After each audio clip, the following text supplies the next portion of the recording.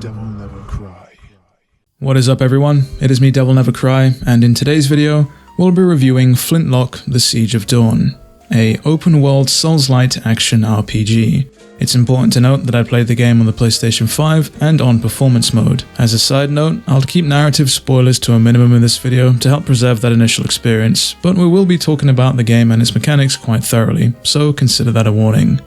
The developers A44 have described this game as a Souls-like, and that definitely rings true. There are some things that are rather familiar, like the open world design, the bonfire checkpoint system in which enemies respawn the moment you touch one or die, and of course the large focus on challenge and overcoming that struggle in combat. But there are a lot of aspects of the game that differ entirely, such as the fact that you have no stamina bar or stamina management system, the fact that there's a skill tree, and of course the fact that there are multiple difficulties. I think one of the biggest departures overall from the standard Souls genre, however, is the fact that there is a very clear narrative with a focus on you driving towards a very specific end goal. There's none of the usual meandering and sort of patchwork piecing together that you have to do in the typical Souls games.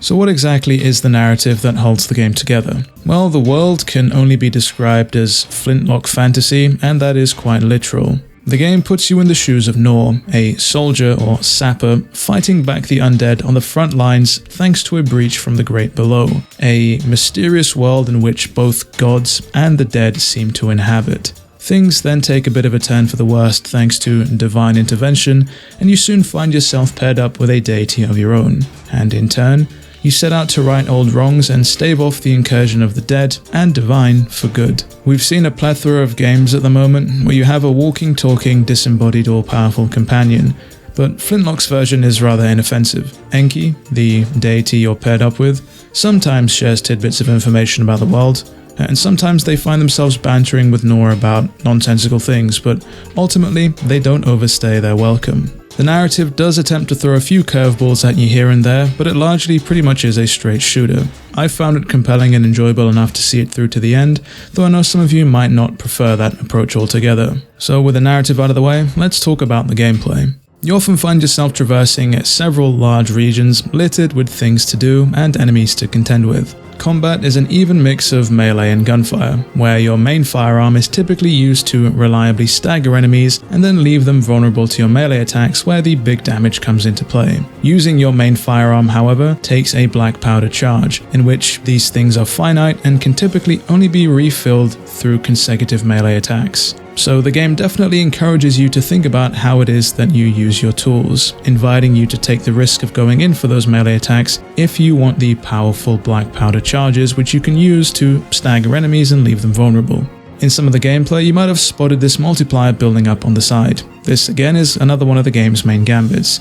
You're effectively able to boost the amount of reputation or experience that you gain by performing well in combat and varying up your moves and attacks. Take just one hit, however, and that multiplier is lost, and you automatically receive the base amount of experience.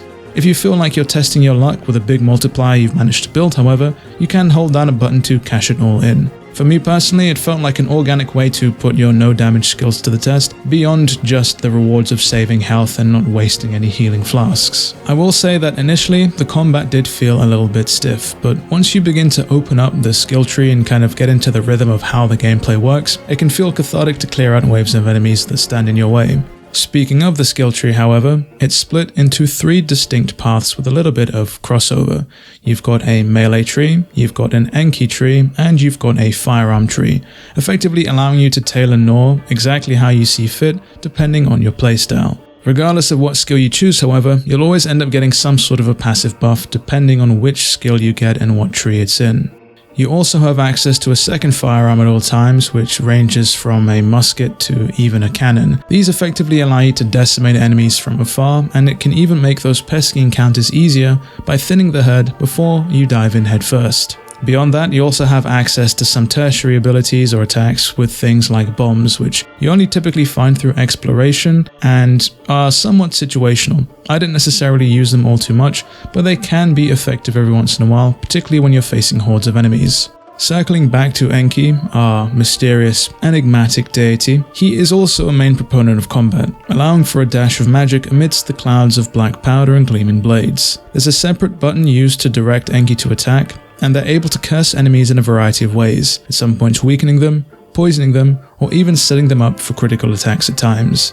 There's a few key skills you can pick up on the skill tree to flesh them out and pretty much make them broken, but overall Enki's inclusion does feel meaty enough to where they don't just feel like an afterthought, and the combat and how they integrate with it feels rather well thought out. Combat encounters overall run along the same line in terms of being well thought out. You're typically thrown in amidst a mix of close range and long range enemies that force you to adapt on the fly and prioritize eliminations during combat. Ultimately, the main complaint that I had with enemies is in terms of just how easy they are to deal with. If you're being swarmed by a huge bunch of enemies, sure, it's a problem, but pretty much by the end of the game, I had Nor kitted out and thought out well enough in the skill tree that I could basically decimate pretty much anything. Even the final boss, by the time that I got to it, was pretty much steamrolled.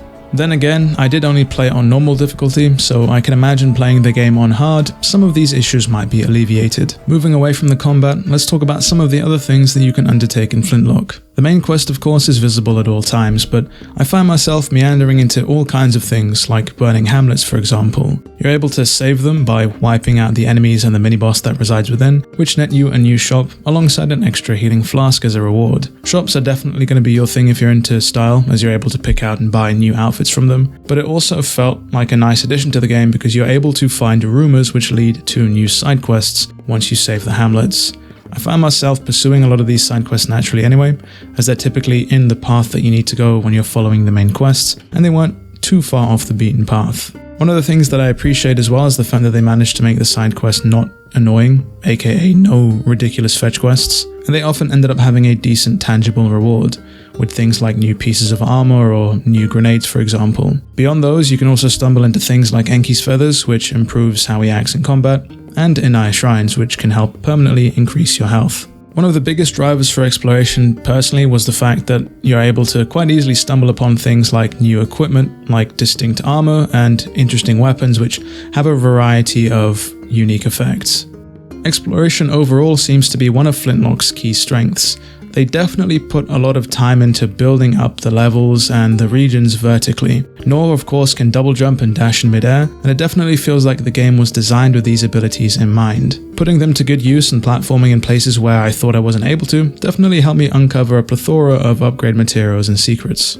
You're also able to use Enki's abilities as well to fly between portals and traverse the environment quickly, though these typically can only be unlocked by first finding specific skulls hanging about somewhere ominously near precipices. They felt great to use and were highly appreciated as they often acted as huge shortcuts between different areas, which definitely is helpful, particularly if you're going for a run back. Throughout my roughly 20-hour playtime as well, I also ended up doing all of the Sapper quests too. These are quests Nor can undertake directly from her traveling companions and provide a bit more of an insight into the relationship between her and her friends. Some of these definitely stuck out as highlights compared to a lot of the other side quests you're able to find in the game. One of the last topics I want to talk about in Flintlock is Sebo, the coin shifting minigame. Throughout all of the different regions in Flintlock, you're able to face off against a myriad of different strangers that you come across, alongside even your traveling companions. You take turns shifting coins around a game board, with you either attacking by completing a triangle or defending by stopping your opponent from doing the same.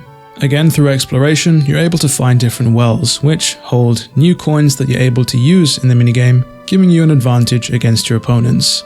I ended up dabbling in Sebo a fair bit during my time in Flintlock, and found it somewhat enjoyable, but ultimately it served as just a distraction on the way towards a main quest. Overall, I enjoyed my time with Flintlock: The Siege of Dawn. Sure, the game doesn't necessarily offer too strenuous a challenge for those of you who are gluttons for punishment, but they varied up the combat mechanics just enough from the usual Souls genre to keep things engaging for its runtime. Though the game draws a solid conclusion, the end is still somewhat open, and so if there is a sequel, I hope they find a way to include a greater variety of melee weapons. The game doesn't offer a great level of build variety, but then again it only is a Souls light. And that about does it for my review of Flintlock: The Siege of Dawn. If you enjoyed today's video or found it informative, then leave a like and subscribe, as there are more reviews on the way.